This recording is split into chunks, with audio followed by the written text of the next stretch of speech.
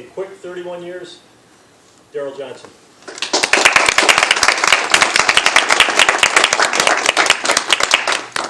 Do you remember when you first left home and you made that first big decision on your own?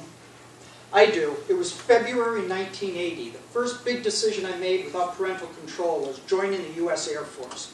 I was so excited, but none of my friends or family cared because in that same month, the 1980 U.S. Olympic hockey team upset the Russians en route to winning the gold medal. They stole my thunder. Mr. Contest Master, Toastmasters, guests, please join me as I look back on what amounted to a quick 31 years in the Air Force.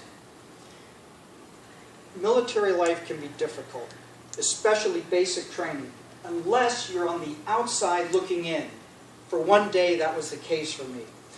In the morning, they pulled me out of the basic flight and said, "You need to go talk to the guard liaison." So I left. I came back a couple hours later. All my fellow troops are sweaty, exhausted, and they said, "You missed it. You missed it." What did I miss? The drill instructor had them practice getting up and going to bed, getting up and going to bed. He flipped the light out. Everybody got undressed, got in their bunks. He put the light on. Everybody got out of their bunks, got dressed. And he kept narrowing the gap to the point where everybody in sync was lights out, pants down, lights up, pants up, lights up, pants up, lights up, pants up. And I missed the whole thing. For one day, I was on the outside looking in. A couple of years later, I was in my chosen career field of weapons loading. We were on a deployment in Arizona. Bob, Arnie, and myself were tasked with loading an air-to-ground missile on an A-10. It was such a sensitive, volatile operation. It had to be done on a pad just off the end of the runway with the missile pointed away from the buildings. Away from the buildings. Bob was done, I was done. Arnie was doing the last click in place to get this missile armed.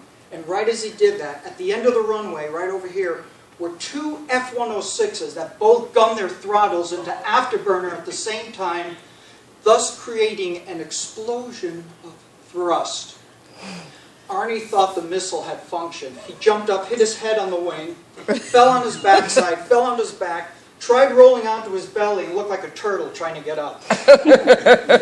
On this particular deployment, we were staying at the Happy Trails Motor Inn, which is not on any Zagat list. But it did have a hot tub in the courtyard, and Arnie drank himself into oblivion in the hot tub. When he got out, he collapsed under the cold, wet flagstone, which deserts can be cold at night, and nearly froze himself into sobriety.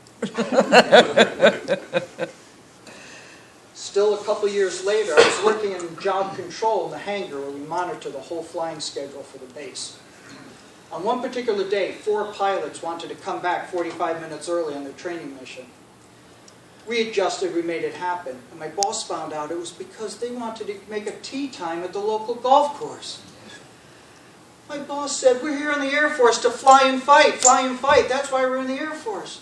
To which I replied, "Sarge, apparently we're here to pitch and putt, pitch and putt." Still years later, I was coming home from what would be my third and final visit, or rather tour, to the Middle East. We came back on a C-141, which is a very big plane, an awful lot of people, in very little room, on these tight little nylon seats for 19 hours. Eventually, we made it to Bradley Airport, taxied over to the guard base. The engine shut down in a deafening silence. And a hatch opens right next to me. Customs and Immigration comes in. "We just came home from war. We still have to go through customs."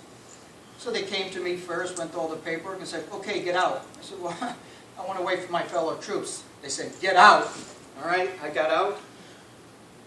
C-141, just me coming off the plane. 1,500 people cheering and shouting. I felt like Bill Murray in that movie, Stripes. What, for me? Everybody's coming to my place. And on that note, we had email in the Middle East, and we had to be very careful not to telegraph our movements, lest the terrorists found out what we were doing.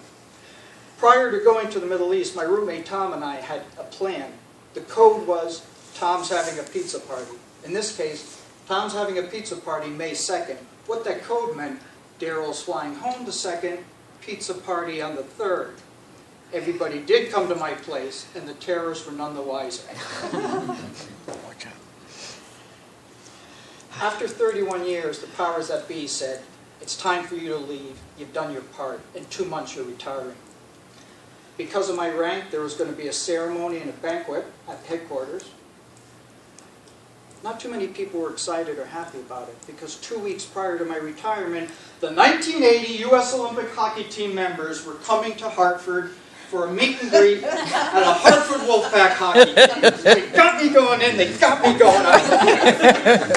I was on duty that day, and I went straight from the base in uniform to the XL Center, and I waited in line, and waited in line, and waited in line, and came up to the front, and before I could say anything, because I wanted to have a word with these guys, Jack O'Callahan stood up, the guy who was made famous in that movie Miracle. He saw me in my uniform, he stood up and said, I want to shake your hand. I figured we were cool. We're good. Everything's good. 2 weeks later, I was retired, and I got my honorable discharge. I also got a signed picture. Which am I more proud to have? I'm going to go with the honorable discharge. However, I acknowledge this as the greatest moment in the history of American sports. These items hang on the wall of my home, and they will hang on the wall of whatever home I live in for the rest of my life. Mr. Contest Master, guest Toastmasters, thank you for letting me look back on what amounted to a quick 31 years.